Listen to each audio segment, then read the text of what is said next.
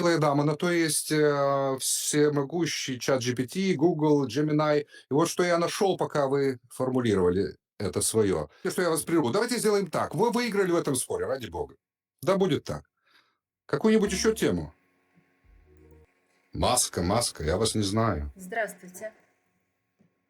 Вы очень хорошо выглядите. Благодарю. Меня зовут Альгис, я из Литвы, а вас как звать? Меня зовут Эля. Я из Москвы, из России. Прекрасно, Эля. Какие вас темы интересуют? Может, развал Советского Союза? Нет, развал Советского Союза меня не интересует. Почему вы на рулетке? Для знакомств, может быть? Я не подхожу, конечно же. Ну почему же? Может быть, вы будете интересным собеседником. М, Судя по Смотря всему, какая тема.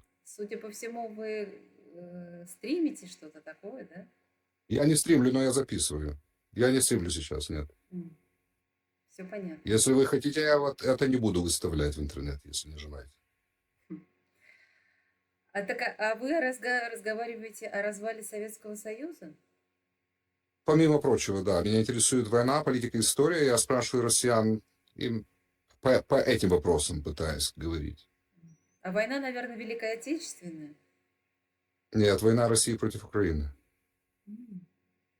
А Но что, Великая Отечественная... а что, Да-да-да, говорите. а что в этой войне такого вас заинтересовало? Но самый кровавый конфликт со времен окончания Второй мировой, как это может не интересовать, тем более, когда в нем участие принимает государство, которое с нами граничит. Это Россия, конечно же. Ну, слушайте, как сказать, страны периодически входят, у всех стран есть политические, так скажем, интересы, особенно соседствующие. Вот. И, как вы понимаете, бывают три состояния. Это дружеское, нейтральное и враждебное. Вот. Если брать касательно страны Украины, то дружеское не получилось, нейтральное тоже не захотели. Но это Вот. заблуждение. До 2014 года Украины никаких там баз НАТО не было и не помышлялось. И это просто очень частое заблуждение, которое я вижу у россиян. На А, Майдане настояли люди на Майдане, украинцы, которые держали плакаты, на которых было написано «Русские, вы нам братья», и все, и прочее в этом роде. Это Возможно, уже потом. возможно, Мгм. да, но результат Майдана, увы, таков, что той Украины уже нет, а та, которая сейчас есть, так называемая Украина, как я называю 2.0, это уже другая Украина, это уже другая конституция, другое правительство, другая внешняя политика, Вы уверены, что Конституция изменилась? безусловно. Когда новая редакция Конституции Украины была? Насколько я помню, в марте, по-моему, 2014 года у них поменялась конституция. Сейчас посмотрим Конституции Украины. Ну, хотя бы даже, знаете, взять, если тот момент, что Я нашел 96-й год, последняя редакция.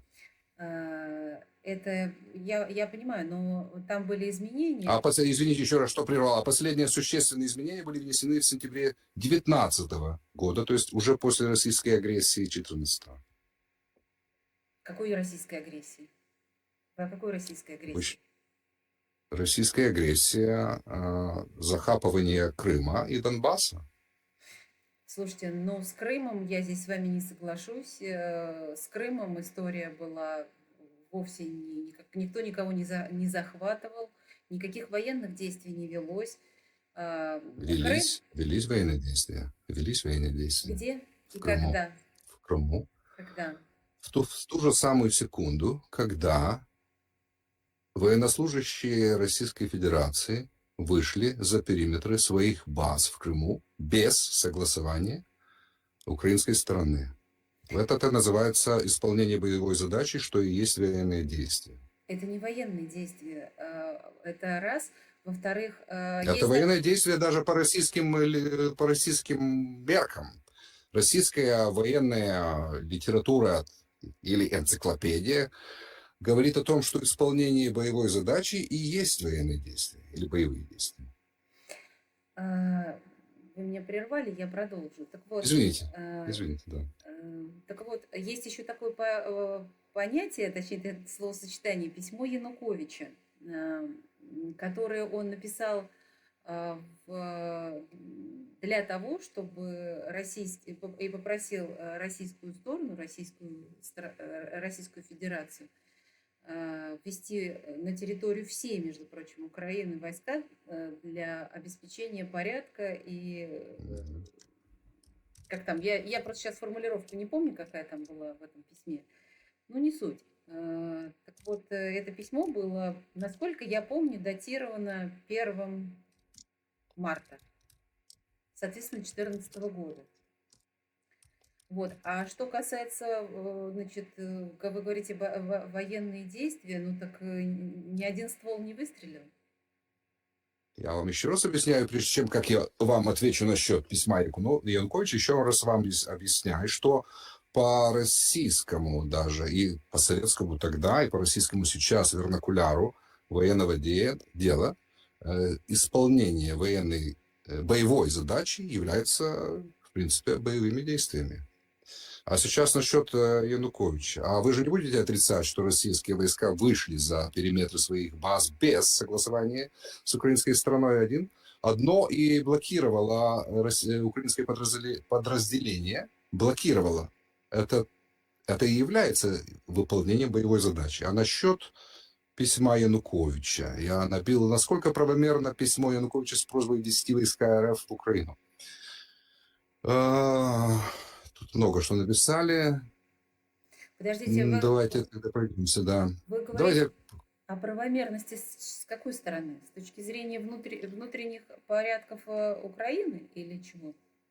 во-первых, конечно же, да. Вопрос о правомерности или легитимности письма Виктора Януковича, адресованного Владимиру Путину в марте 2014 с просьбой использовать вооруженные силы РФ в Украине, имеет несколько ключевых юридических и политических аспектов.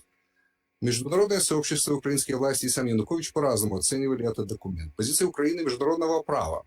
С точки зрения украинских властей международного права, просьба Виктора Януковича была неправомерной, незаконной, последующим основным принципом нарушения Украины. Пятой Конституции Украины далее по тексту. Также утрата полномочий на момент написания письма. А, Янукович был отстранен. И акт агрессии постоянный представитель Украины при ООН Юрий Сергеев оспорил законность просьбы, заявив, что она не может считаться официальной просьбой Украины. Более того, украинский суд позже признал это письмо актом государственной измены и пособничеством в агрессивной войне России против Украины. Смотрите, вот вы же не будете отрицать, что есть, что президент, он представляет свою страну на внешней арене. Вот для того, чтобы... Ой, нет, только не Вы отключается. пропали, но вернулись, Да. да. Да, Рулетка сегодня, видите, как... глючит. Да, уже не первый раз. Так вот, понимаете, для того, чтобы попросить, если официальное лицо одного государства просит официальное лицо другого государства, во-первых, нигде в международных документах, насколько мне известно, не написано, в какой форме должна быть выдвинута эта просьба, какая бы она Но ни это же была. яблоки и апельсины. Мы только что разобрались, что он не был, уже был отстранен. Кем? То есть отстранен, Подождите, кем? а не при... извините, не отстранен, а не при своем capacity действующего президента. Еще тут итоговая правовая оценка. Послушайте, это очень интересно. Несмотря на использование России этого письма как политического и пропагандистского инструмента для обоснования своих действий, с точки зрения Конституции Украины и подавляющего большинства членов международного сообщества, письмо Януковича не имело юридической силы для санкционирования ввода иностранных войск, поскольку, первое, у Януковича не было конституционной полномочий запрашивать ввод войск, второе, он не являлся исполняющим обязанности главы государства на момент обращения, и третье, международное право не признает просьбу отстраненного лидера как достаточный и легитимный повод для военного вторжения на территорию суверенного государства. Извините за мой литовский акцент. Все нормально. А кто его отстранил? Но вы говорите, Да, тоже другой вопрос. что он отстраненный лидер. Я Но поправился потом. Я считаю, что вы его только не что это отстраняли. зачитали. Вы только что это зачитали. Где тут слово «отстраненный»? И, во-первых. Во-вторых, я читаю не то, что я сам написал. Я читаю то, что я вижу в агрегаторе Google Gemini. Хорошо. Тут письмо Януковича не имело юридической силы для санкционирования ввода, и не было конституционных полномочий. Тут нету слова «отстраненный». Дальше прочитайте. У Януковича не было... Ага. Он не являлся исполняющим обязанности главы государства на момент обращения. И третье, международное право не признает просьбу отстраненного лидера как достаточный и легитимный повод. Да, есть слово Кто его «отстраненный», но, отстранил? опять же, Кто его отстранил? давайте спросим, кто отстранил. Пока вы Я... спрашиваете, просто знаете как, пока вы будете искать, я скажу. Дело все в том, что то, что написано в Конституции Украины, это внутренние законы Украины. И Совершенно верно. да, и никакая страна, любая другая страна может не знать порядок, ну так скажем, документа оборота или порядок вот этих вот, как сказать, вот, перемещения вот этих вот запросов внутри конкретного государства. На международной арене президент – это официальное лицо, это его даже, как сказать, это его полномочия, записанные, вот берем даже ту же Конституцию Украины, там вот раздел про президента, там есть это. Так вот, с точки зрения, значит, если рассматривать Януковича, то на момент 1 марта Российская Федерация его признавала президентом Украины. И его обращение... Это уже это другая речь. Российское государство может признавать президентом кого угодно. Меня, нет, секунду, подождите, но он был президентом, значит, его никто не переизбирал. Почему он перестал быть президентом? Милая дама, на то есть всемогущий чат GPT, Google, Gemini. И вот что я нашел, пока вы формулировали это свое. Решение Вот что коротко. Янукович отстранила Верховной Рады Украины 22 февраля 2014 года. Вот что произошло. Первое. Решение Верховной Рады. 22 февраля о самоотстранении президента Украины от выполнения конституционных полномочий и назначении внеочередных выборов. За проголосовало 208 депутатов из 450. Это конституционное большинство. Второе. Формулировка самоотстранения. Юридически Рада использовала формулировку самоотстранения, потому что: первое, Янукович покинул Киев. Второе, перестал исполнять обязанности. Третье, не появился в Раде для объяснений. Четвертое, фактически утратил управление страной. Импичмент по полной процедуре занял бы месяцы, а власть была парализована. Третье, после этого исполняющим обязанности президента стал Александр Турчинов, тогдашний спикер Рады. Также были назначены досрочные президентские выборы, победил Петр Порошенко. Частое заблуждение тут с большим восклицательным знаком. Не Майдан, не США, не ЕС формально отстранили Януковича, а Верховная Рада конституционным большинством. Это не был классический импичмент, а констатация прекращения исполнения полномочий. Спасибо, что выслушали. Тогда позвольте мне вам ответить. Где в Конституции Украины, во-первых, в Конституции Украины написано, что президент избирается на срок 5 лет, ни больше, ни меньше. Соответственно, на тот момент Янукович еще так скажем, не завершил свой конституционный срок, то есть 5 лет. Ему еще оставался год. Подождите. Да. Это первое. Второе. Конституция, по которой он на момент Майдана и так далее, вот всех этих событий, действовала президентско-парламентская версия Конституции Украины. И даже если, по-моему, 112 статья Конституции Украины гласит о том, что в случае досрочного, а есть только 4 пункта, по каким может быть досрочно прекращены полномочия президента, из них самоотстранения там такого нету.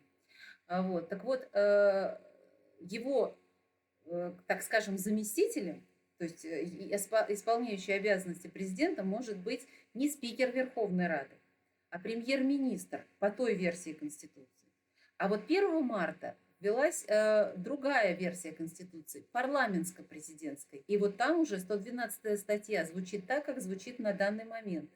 То есть действительно при досрочном прекращении полномочий президента его полномочия возлагается на спикера Верховной Рады. Это второй момент. Третий момент. Верховная Рада в какой-то степени узурпировала на себя не наделенные ей полномочия. То есть она не имела права голосовать, кто будет там исполнять обязанности президента. Это не входит в полномочия Верховной Рады, то есть в ее обязанности. Как вы знаете, официальные структуры, они работают по тому, что написано. Вот что написано, то они и делают. Это не так, как... Окей? Да. Могу Так... сейчас я? Да, конечно. Так, я разбил на 3 пункта ваш посыл. Первый, это, ну, с ним предельно просто. Человек избирается на какой-то срок, и по вашей логике он не может прекратить своего capacity в этом посту. Но есть случаи смерти, есть случаи болезней, но это просто нелогично. Да? Это указано, я же вам сказала, 4 пункта. Это 4 пункта, почему может произойти досрочное прекращение президентом своих полномочий. Хорошо, давайте попунктно, медленно и красиво и четко разбирать то, что вы сказали. Какой был второй момент? Давайте я наберу, вы мне помогите сформулировать. Почему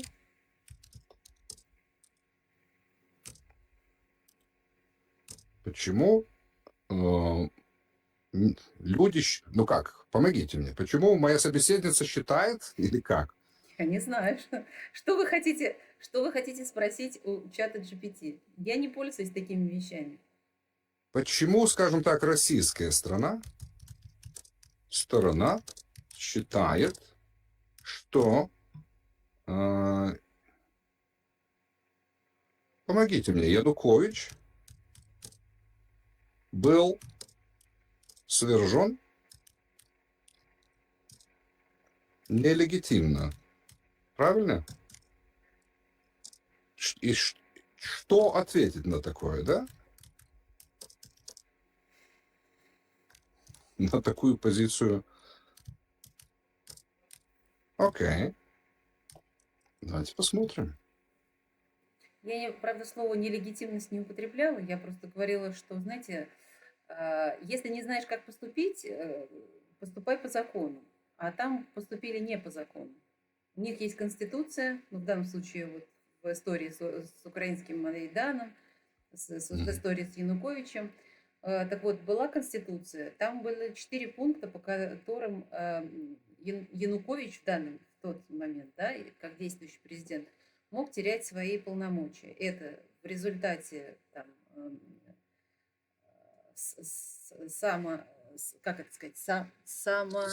самоотстранение, да? Да, то есть когда он, как говорится, с трибуны Верховной Рады сам говорит, я складываю из себя полномочия, но он этого не делал. Второй момент, это когда по болезни, как вы сказали, действительно, все мы смертные, и все может случиться, как говорится, да, заболеть человек может, или просто, как говорится, какая-то болезнь, которая несовместима с исполнением этих обязанностей.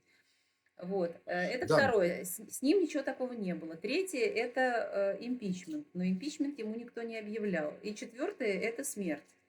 Ну, как вы видите, Ну, да. вот мне выбросил чат GPT несколько пунктов. Я вам зачитаю.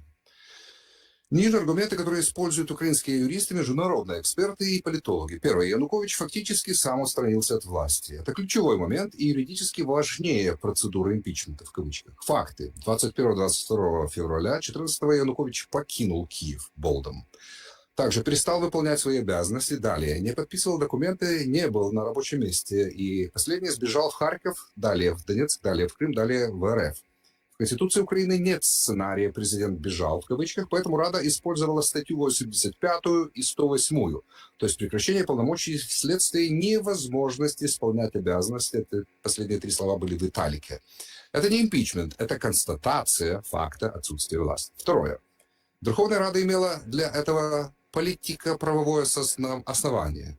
22-14 года Рада проголосовала упомянутые мной голоса из 450 конституционное большинство. При этом многие бывшие регионалы и союзники Януковича. Я этого не знал. Голосование признано легитимным всеми ключевыми политическими силами Украины. Ни одно решение в украинской истории не набирало столь сильного консенсуса. Третья Рада не утверждала импичмент, а признала самоотстранение. Это принципиально. Формулировка постановления «Самоотстранение президента Украины от исполнения конституционных полномочий». Это была цитата. Почему? Потому что юридически, первое, президент исчез, второе, власть парализована, третья, страна в кризисе. При такой ситуации процедура импичмента физически невозможна. Четвертое. Выборы признаны легитимными всем миром, кроме РФ. Досрочные выборы президента в мае 2014 признали ЕС, США, Канада, Япония, ОБСЕ, Совет Европы. Если бы власть была незаконной, в кавычках, легитимность Порошенко, а затем Зеленского также становилась бы под сомнение. Пятое. В международном праве government effectiveness важнее формальности. С точки зрения международного права, де-факто власть, которая контролирует столицу, институты, армию, население и признана большей частью международного сообщества, является курсивом, то есть в ударении, легитимной. Это стандартная практика. Пример: Афганистан 2001, Киргизия 2010, Египет 2011. Тут еще есть, но в принципе, наверное... Ну, давайте окончание. Януковича не свергли, в кавычках, а признали утратившим способность исполнять обязанности. Потому что он сбежал и покинул пост. Кто признал? Кто признал? Верховная Рада конституционным большинством зафиксировала этот факт. Это не был импичмент. Это... Где написано в Конституции Украины, что Верховная Рада имеет на это полномочия? Извините, это я имею полномочия заявить, что то, что вы сейчас делаете, это уже забалтывание. Давайте другую тему. Почему? Подождите, давайте разберемся. Я вам все предельно ясно объяснил, что пишут умные люди. Подождите, давайте так, смотрите, мы с вами говорим про... Вот здесь только вы и я, рядом никого нету. Если вы хотите, как говорится, сбежать, конечно, вы идите, но я же еще раз говорю, Извините, что я вас прерву. Давайте сделаем так. Вы выиграли в этом споре, ради бога. Да, будет так. Какую-нибудь еще тему? Вы этого не ожидали. Как вы быстро сдались? Я, в общем-то, и не собиралась с вами, как говорится, сражаться. Просто А что вы только что делали? Ну как? Сражение это не обязательно с кровью. Мы же очень цивилизованно, и огромнейший вам респект за то, что вы выслушиваете. Искренне. Была прекрасная беседа. Хорошо, взаимно. Но все-таки, знаете, я не соглашусь с вашими последними тезисами в отношении того, что вы читали в самом первом пункте от последнего вашего вот этого вот запроса к чату. Почему? Потому что там вы упомянули такую фразу о том, что Янукович, значит, сбежал сначала в Харьков, потом в Донецк, а потом в Россию. Ну, слушайте, Харьков и Донецк – это территория Украины. И как любой президент любой страны, он может перемещаться на территории страны без ограничений, насколько мне известно. Это раз. Во-вторых, он отказался подписывать документ. Да, такое было. Он отказался, но по Конституции Украины президент имеет 15-дневный срок на то, чтобы подписать любой документ. Он отказался на тот момент, и уже на следующий день Верховная Рада, или даже в этот же день, она издала вот этот вот, я не знаю, как это называется, указ, приказ о том, что он самоусунулся. Хотя, опять же, не имела на это никаких полномочий. Это не зафиксировано. Я согласен со всем, что вы говорите. У меня достаточно этого. Хорошо. Скучаете по Советскому? Давайте обсудим распад Советского Союза. Я очень люблю эту тему на рулетке. Как вы относитесь к распаду Советского Союза? Вы знаете, так вышло, что я была ребенком, когда это произошло, поэтому я вижу, что, простите, конечно, я ничего не хочу, как говорится, сказать, но я понимаю, что вы, скорее всего, старше меня и знаете об этом больше, чем я. Мне 14 лет. Это у меня маска старика. Вы Нет, мне 55.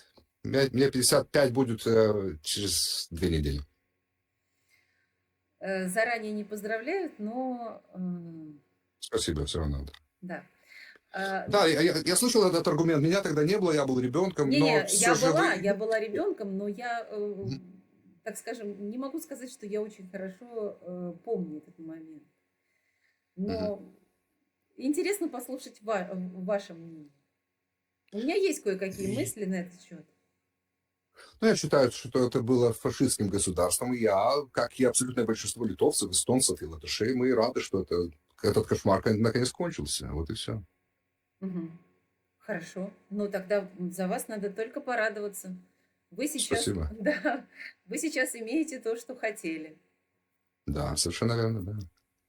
Вот. И в принципе, и мы тоже себя чувствуем очень хорошо.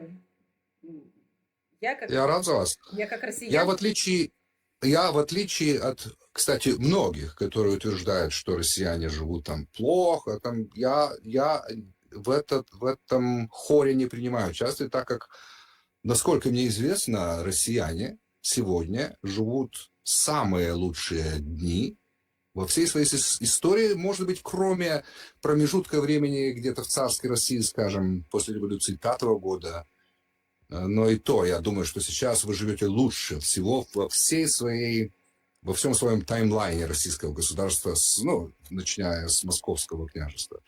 Это одно. Но другое, все познается в сравнении. И, сравнивая жизнь среднего россиянина с жизнью среднего литовца, вы на порядок хуже. Ну, это факт тоже, это статистика. М, Например, на что вы опираетесь? Но есть такие параметры, как ВВП на душу населения, подчеркиваю, на душу населения, с учетом ППП, ППС, ВВП по покупательной ППС? способности. ВВП на душу населения. Ну, с учетом ВВП по ППС. ВВП на душу Я населения услышала. с учетом. Альгис, я услышала. Потому что я обращаю на это столь усердное внимание, так как россияне очень любят веять флагом, на котором написано ВВП на ППС, умалчивая хитро понятие на душу населения. И по этому параметру ВВП на ППС Россия почему-то считается на 4-м месте, но умалчивается на душу Статистика, населения. статистика это, знаете, как сказать, злая штука. Статистика очень удобная, очень Да. скаларная штука. Она на руку, когда мы хотим узнать досконально предмет. Да. Да.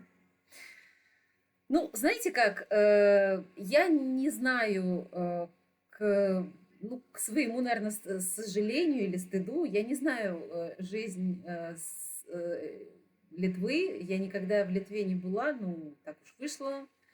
Вот, ну, я хорошо знаю то, как живет, в общем-то, по крайней мере, Москва, Московская область и ближайшие какие-то вот регионы.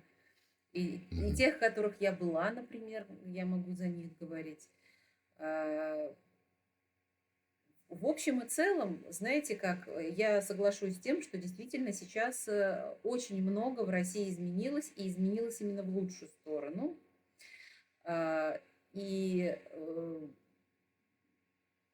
вот что касается Москвы, я могу сказать совершенно точно, потому что ну, я как бы здесь живу, Мгм. я это вижу Да-да-да. каждый день.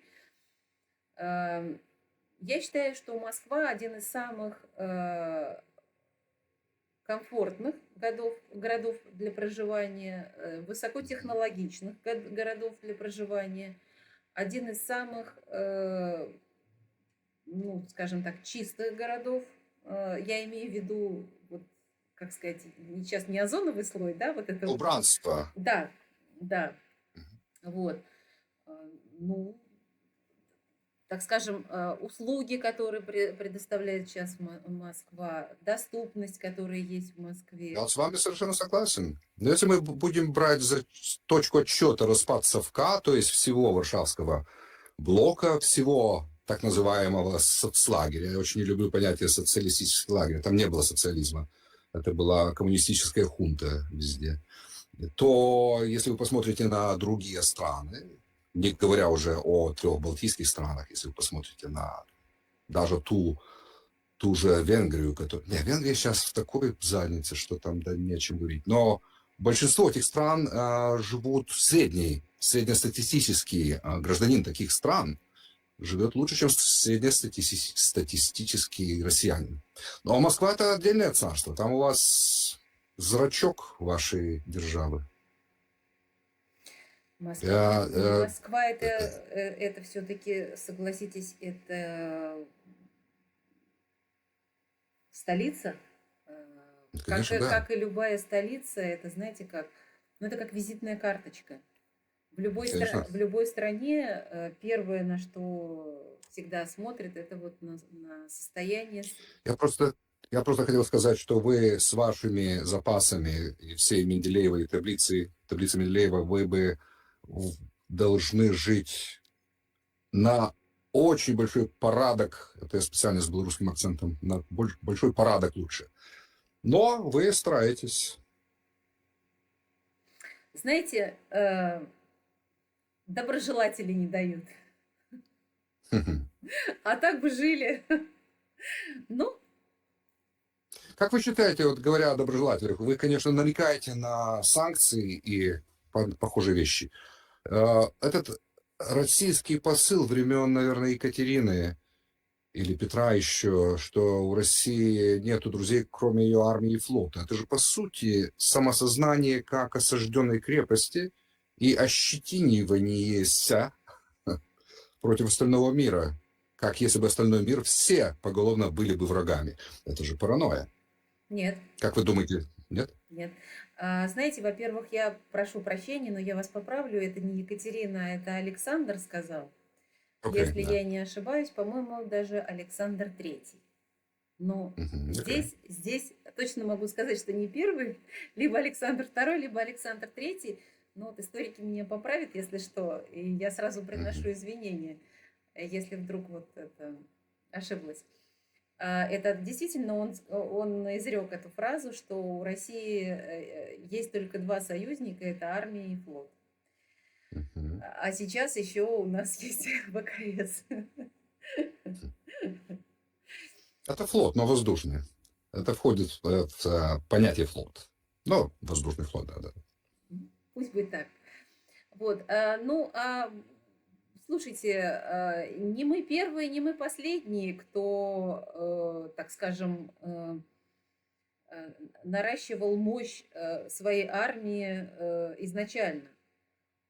И если уж так говорить, то давайте возьмем испанскую корону, давайте возьмем Британию. Вы хотите сказать, что они были такие мирные, добрые? Это очень хороший вопрос, я охотно отвечу. Я просто считаю, что точкой счета было бы очень удобно считать становление современных модерных наций. Да? Это же весна нации, это середина XIX века, и с этой точки отсчета такие колониальные империи, такие плохиши, буржуины, как Британия, Франция, они начали излечаться. Это уже в конце XIX века и XX веке это уже были действующие демократии. То есть времена поменялись абсолютно драстическим образом. И вот Россия до сих пор живет во временах наших войн с Речью Посполитой, то есть ваших войн с нами, и всего того прочего феодального и постфеодального ужаса. Но времена поменялись, а Россия все еще там. Ну, извините, мне так кажется. На что вы опираетесь, когда говорите это? Почему? Именно что, я много что сказал. Ну, насчет того, что Россия до сих пор является, так скажем, оплотом феодализма. Нет, я не считаю, что это плод. В России нет феодализма, в Ну, а России. тогда при чем здесь феодальное государство? Вот это вот ваше вот... Это я для окраски. Я имел в виду эти страшные феодальные и дофеодальные времена, средневековье, темные века, когда все государства в понятии государства тех времен были бандитами. Это время прошло. Я считаю, что это время прошло где-то в середине XIX века. Где вы видите сейчас у России подобную, так скажем, политику или пусть даже на внешнюю, так скажем, внешнюю политику, которую можно было бы хотя бы близко подвести вот к этому эпитету, как бандитская, там какой, как вы сейчас сказали? Я так и сказал, да. Да. Агрессивные войны, которые Россия устраивает на своих границах. То есть 14 год Украина, ну, вы с этим не согласны, но 22 год это уже самый отъявленный русофил соглашается, что это была агрессия.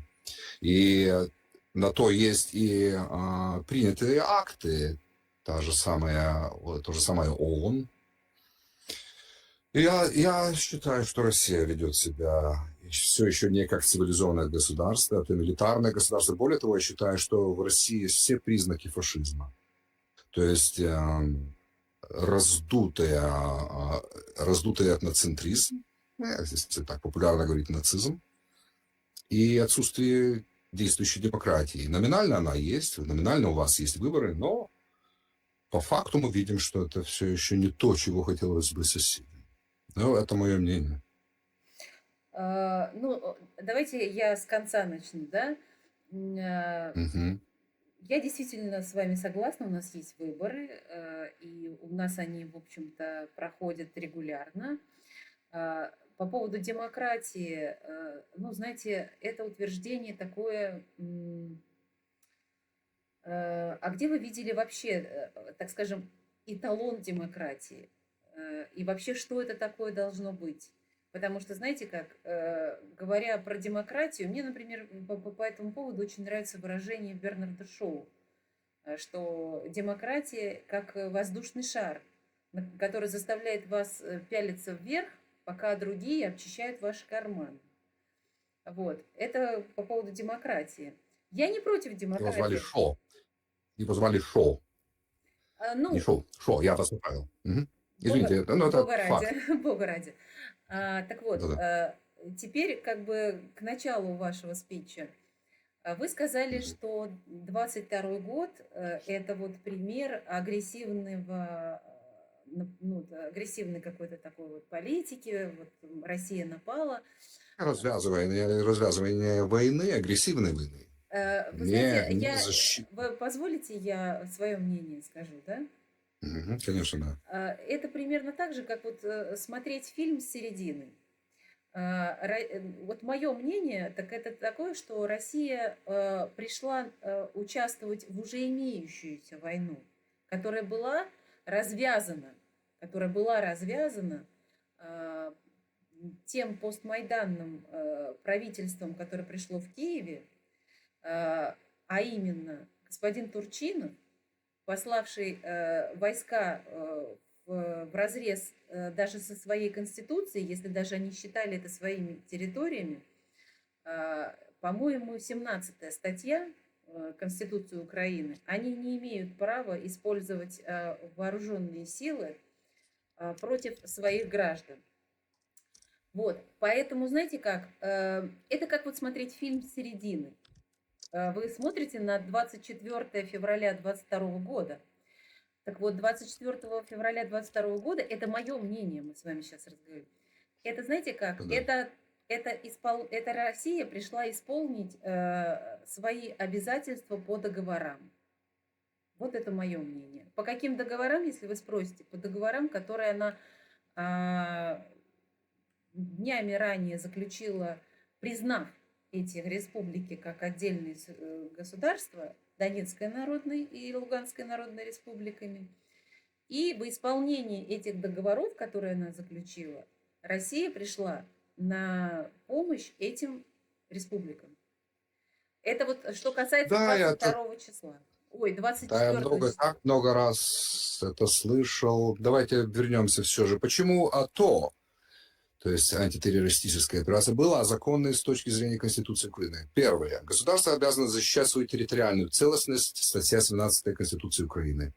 В Донецкой и Луганской областях в апреле 2014 появились незаконные вооруженные формирования, захватывающие здания, полицию, СБУ, военные части. Государство обязано пересечь это, иначе нарушает Конституцию. Второе. АТО была не войной, а специальная операция СБУ. Юридически АТО в 2014 была объявлена Службой безопасности Украины, а не армией. Это важно. СБУ по закону имеет право проводить антидиверсионные и антитеррористические операции. Также вводить военное положение не обязательно, если действия идут в рамках закона Украины о борьбе с терроризмом. Закон о борьбе с терроризмом 2003 год. СБУ может использовать вооруженные силы МВД, Нацгвардию и другие органы в антитеррористической операции. Вот Все именно. формально соответствовало украинскому законодательству. Все формально соответствовало украинскому законодательству. Третье. Внутренние силовые структуры имеют право на огневые действия против вооруженных групп. Там две П было, просто я покривлялся. Согласно украинским законам, МВД, СБУ, Нацгвардия и ВСУ могут использовать оружие для нейтрализации вооруженных групп, которые захватывают объекты, здания и угрожают жизни людей. Это не требует объявления войны. Четвертое. АТО была объявлена после захватов зданий и убийств украинских силовиков. В апреле 2014 произошло захват СБУ Донецкой области, захват ОГА, нападение на украинских военных, убийство офицеров из СБУ и МВД. Юридически это подпадает под террористическую деятельность и вооруженный мятеж. Пятое. Международное право признает право государства подавлять вооруженный мятеж. Ну и так далее. А что с аргументом России, что Украина не имела права на АТО? Российские источники обычно говорят, это был гражданский протест, не терроризм. Итог. Украина имела полное конституционное и международное право на проведение АТО, так как защищала свою территорию, действовала по законам об антитеррористической деятельности, использовала право государства подавлять вооруженный мятеж, имела подтвержденное основание захвата зданий, оружия, убийств силовиков. А ЛНР и ДНР не стали субъектами международного права, несмотря на то, что Россия их признала. Но, как вы, конечно же, прекрасно понимаете, признание хоть одной страной государственного образования, в этом случае псевдогосударственного образования, еще не делает так, что это государство становится субъектом международного права. Если вы мне будете рассказывать про Косово, я вам просто скажу, что Косово так и не стало государством по ООН, это считается территорией. А на мой взгляд, это часть Сербии. Rightfully so. Давайте разведемся на этом. Мне было приятно с вами, честно. Я рада, Альгис, что вам было приятно. Спасибо вам. Всего вам хорошего. До свидания. Вам тоже.